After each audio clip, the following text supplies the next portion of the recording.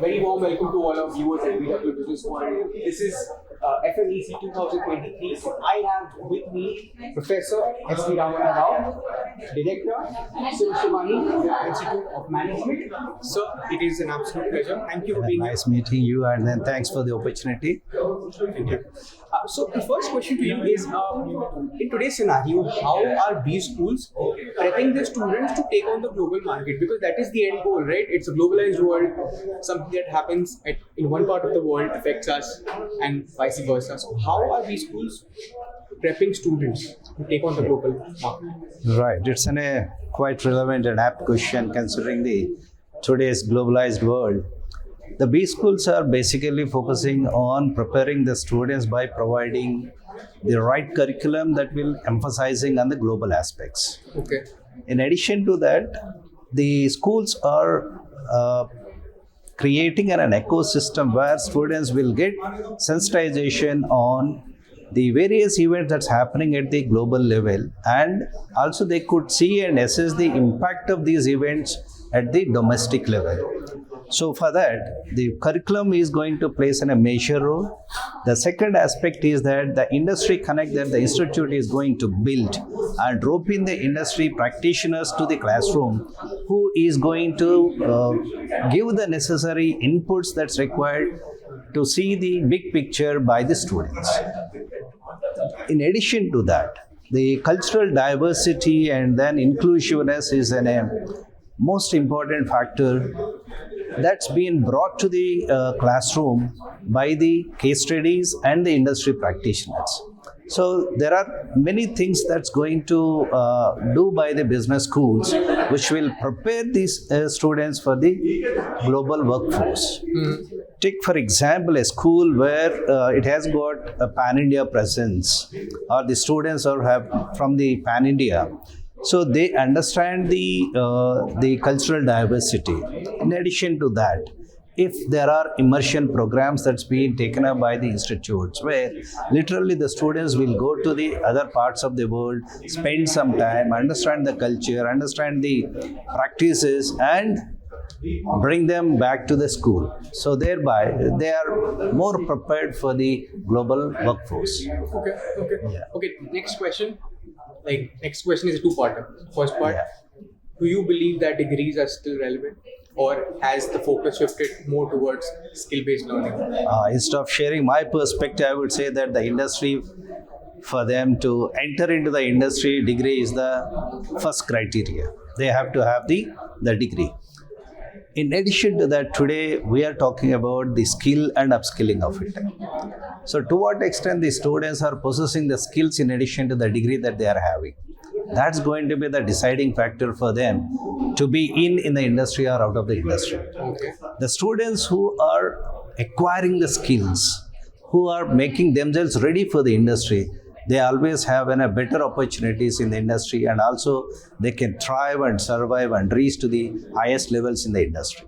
Mm-hmm. Degree is only one element of the entire process, but more emphasis on skills. So, see, in a school which are preparing the students, they get the degree, they also get the skills that's required, and also a bit of the attitude that is required and the kind of habits that the students are going to develop, all put together would help them to be in a better position. So degrees are still relevant? Still relevant. And very much important. Yes. Okay. So that being said, how are preschools being able to retain their core value? Because as we already know, after the pandemic, a plethora of online courses sprouted up. They grew exponentially all over the world. We still remember the ads during the lockdowns. Right. Udemy and blah, Yes. blah, blah. So, how are preschools retaining their value? Why are students still choosing to go for a full-time degree? I think considering the kind of the pandemic phase that we went through, the students have got enough experience of what is that online, what is that they are gaining, and what is that they are missing. Okay. The missing part is the more. So that's making them to think of getting back to the schools, have the in-person sessions. See, the biggest advantage of in-person classes are that They get to know with various people, they understand the various people, they learn and pick up the skill that's required, more so specific on the human skills. That's a key for any manager in the organization to survive. Those who are poor at the human skills, for them, the career derailment is going to happen at some time or the other. The human skills can be picked up only when they are in person, when they are attending regular sessions, because they get the chance to interact with various people, they get the chance to understand the culture and the practices of the various people. Thereby, the sensitivity levels will go up and they will be equipped themselves more of human skills that's required for them to survive in the industry, in addition to the knowledge and other aspects of it. That's the reason why today the students are given priority for the physical classes rather than the online. Yes, there must be some element of the online, maybe 70-30 kind of a thing, or some 60-40. So it varies from the school to school. That's a good take. My last question to you is, we all know that there has always been a disparity between a degree completed and the learning outcome. So how are these schools measuring that learning outcome? That's the important part. Right. In a B school, the learning outcome is not just confined to only the grades. They go beyond that. Take, for example, a student who is pursuing a 2-year full-time program. They have the continuous internal assessments on various parameters. The assessment tools that's been used by the professor varies from course to the course. It's not the uniform one. There isn't a guidelines that for 100 marks or the 50 marks, they must be assessed. Excuse me, volume please. So sorry. Yeah. The professors would be choosing the assessment components depending on the course and the necessity of the course. So thereby there won't be any uniformity in terms of conducting only exams is not the criteria. They go with various modules. Thereby the professor will have an opportunity to understand the student and then see what is his best. What is this, where the student is having the skills or where the student is very strong.